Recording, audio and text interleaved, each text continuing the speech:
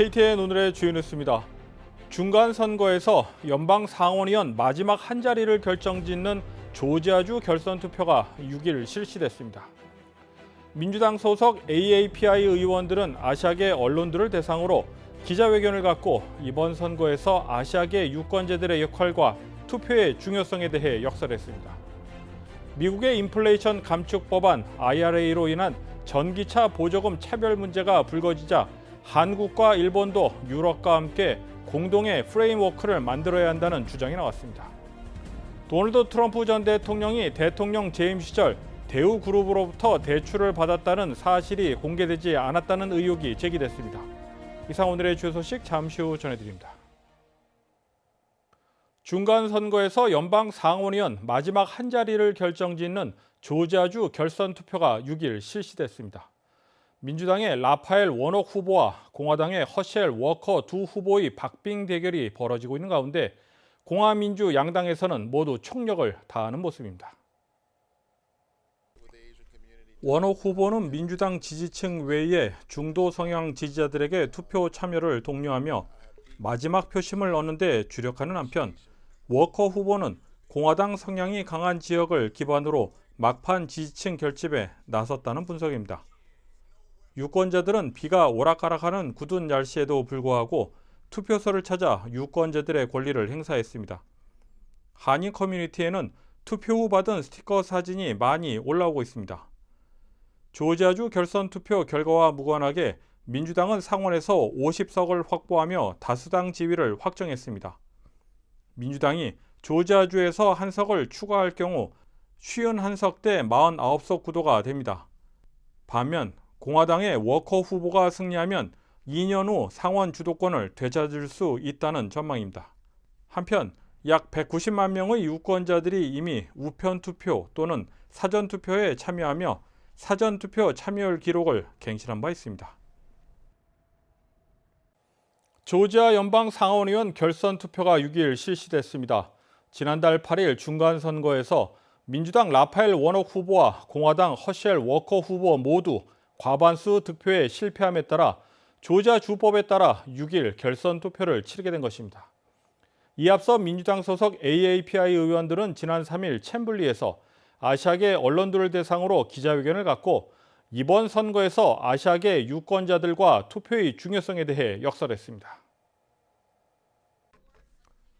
조지아 주 하원 4선에 오른 샌박 의원은 워녹 의원의 의정 활동을 소개한 뒤 한인 커뮤니티를 비롯해 AAPI 목소리를 연방 정부에 전달하기 위해 워녹 후보를 지지해 줄 것을 강조했습니다. 그레이스맹 의원은 한인들의 투표 참여율을 높이기 위해 어떻게 해야 하냐는 질문에 투표의 중요성에 대한 교육을 강조했습니다. Constantly remind people, to educate people. There are many people in our community who might never have voted, so we want to remind them that this is a very important election. It can be very close and the Korean community can make the difference. 워싱턴주 연방 하원 메릴린 스트랙랜드 의원은 자신이 귀네 카운티에 거주하던 당시와 최근의 모습을 비교하면 한인 커뮤니티가 많이 성장했다고 언급하며 선거 시즌뿐만 아니라 항시 정치인들과 소통해야 함을 강조했습니다.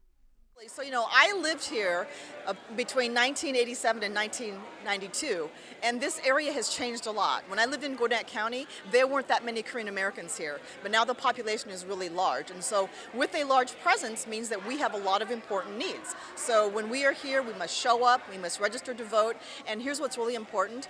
Even if you have elected officials who are not Korean American, let your elected officials know what's important to you. They shouldn't wait till an election cycle to come around and ask you what you want. It should be an ongoing process that we do every day of the year. 한편 이날 기자회견에는 한인 의원들뿐만 아니라 중국계 등 AAPI 정치인들과 빠칭코의 이민진 작가 그리고 배우 데니얼 김씨 등 유명 인사들도 무대에 올라 지지 유세를 펼쳤습니다. 미국의 인플레이션 감축 법안 IRA로 인해 전기차 보조금 차별 문제가 불거지자 한국과 일본도 유럽과 함께 공동의 프레임워크를 만들어야 한다는 주장이 나왔습니다. 김상은 기자가 보도합니다. 유럽연합 EU가 미국이 자국산 전기차에만 보조금을 주겠다고 해 논란이 된 인플레이션 감축 법안 IRA 개정이 필요하다고 본격적으로 압박을 가하고 있습니다. 이에 대해 한국과 일본도 함께 손잡고 공동 대응에 나서야 한다는 목소리가 높아지고 있습니다. 최근 에마누엘 마크롱 프랑스 대통령이 미국 방문 동안 IRA 전기차 보조금 문제를 직접적으로 언급하는 등 유럽에서는 법안 조정을 강력하게 요구하고 있습니다. 이에 비해 러시아와 중국은 견제만 강조하고 제대로 전기차 문제를 건드리고 있지 않아 유럽의 불만이 커지고 있습니다. 일부 전문가들은 유럽이 한국, 일본과 협력해 공통의 프레임워크를 만들어가야 한다고 주장하고 있습니다. 하지만 백악관이 IRA 조항 개정안을 의회에 요구할지는 여전히 비관적인 전망입니다. 스탠퍼드 대학교 데니얼 스나이더 교수는 바이든 정부가 입법 변경 권한이 부족해 행정적으로 이행을 처리할 방법을 찾을 것이라고 말한 바 있습니다. 실제로 미국과 EU가 참석한 무역기술위원회 회의에서 미국 측 대표로 참석한 토니 블링컨 국무장관과 캐서린 타이 무역대표부 대표 그리고 지나 러먼도 상무장관은 전기차 보조금에 대한 본격적인 이야기를 시도하지 않았습니다.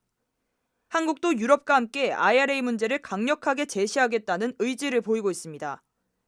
대한민국의 이도훈 외교부 2차관은 마리아 카스티뇨 페르난데스 주한 EU 대사를 만나 의견을 교환하는 등 EU와의 공조를 긴밀하게 이어가겠다는 뜻을 밝혔습니다.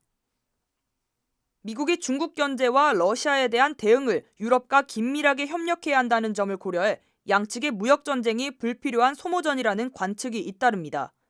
KT 뉴스 김상은입니다. 도널드 트럼프 전 대통령이 대통령 재임 시절 대우그룹으로부터 대출을 받았다는 사실을 공개하지 않았다는 의혹이 제기됐습니다.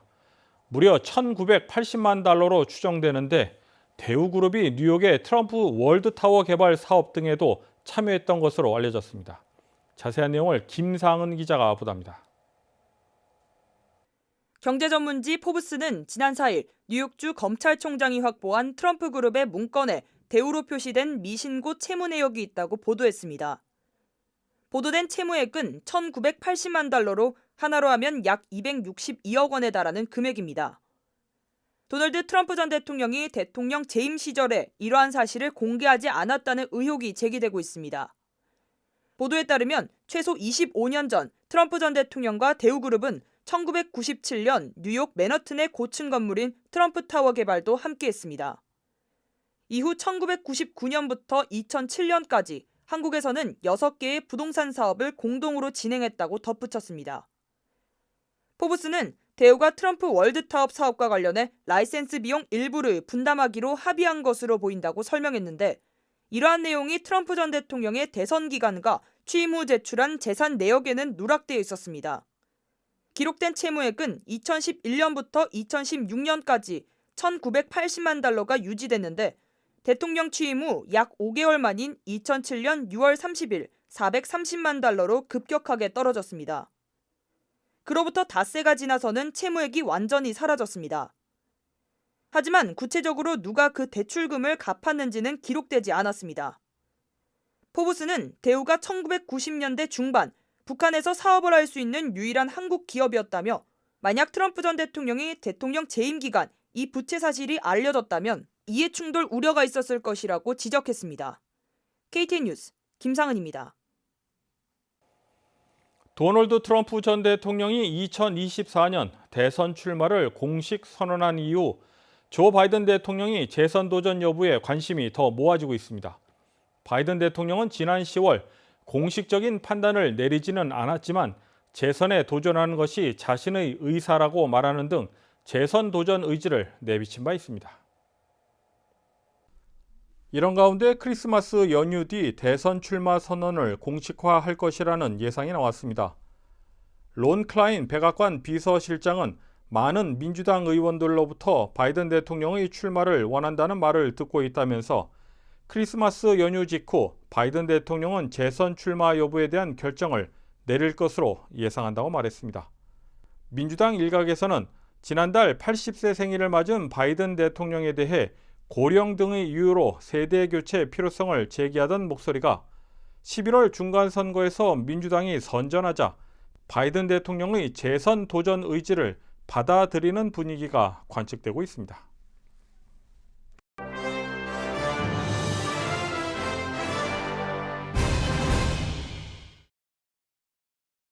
2022 카타르 월드컵에 출전한 대한민국 축구대표팀 공격수 조규성이 지난 3일 포르투갈과의 경기 직후 인터뷰에서 일본 16강 진출을 얄밉다고 표현해 논란이 되고 있습니다. 이날 기자가 일본이 잘한다는 생각이 들면서도 얄밉다는 생각이 드는데 이러한 것이 영향을 미치지 않았나라고 유도 질문을 했는데 이에 대해 조규성은 일본이 올라갔으니 한국도 올라가야 한다는 생각보다는 일본이 올라가서 솔직히 얄미웠다고 답변했습니다. 일본 언론에서는 조규성이 일본에서 미남 공격수로 폭발적인 인기를 누리고 있지만 자유분방한 언행에도 이목이 집중된다고 보도했습니다.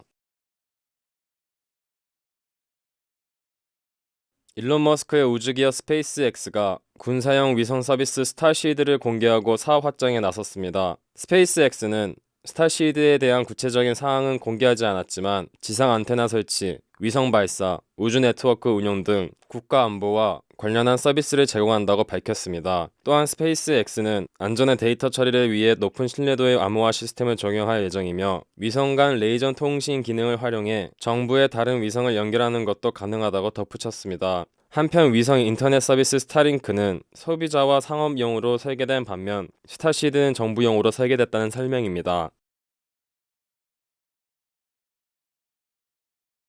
세계적인 팝스타 레이디 가가의 반려견을 훔치려고 산책 도우미를 총으로 쏜 10대 남성이 징역 21년을 선고받았습니다. 징역을 선고받은 제임스 하워드 잭슨은 지난해 2월 헐리우드 거리에서 레이디 가가의 반려견 3마리를 산책시키던 도우미를 쏘고 2마리를 훔쳐 달아났습니다. 총에 맞은 반려견 산책 도우미는 폐 일부를 제거하는 등 대수술을 받고 여전히 회복 중인 것으로 알려졌습니다.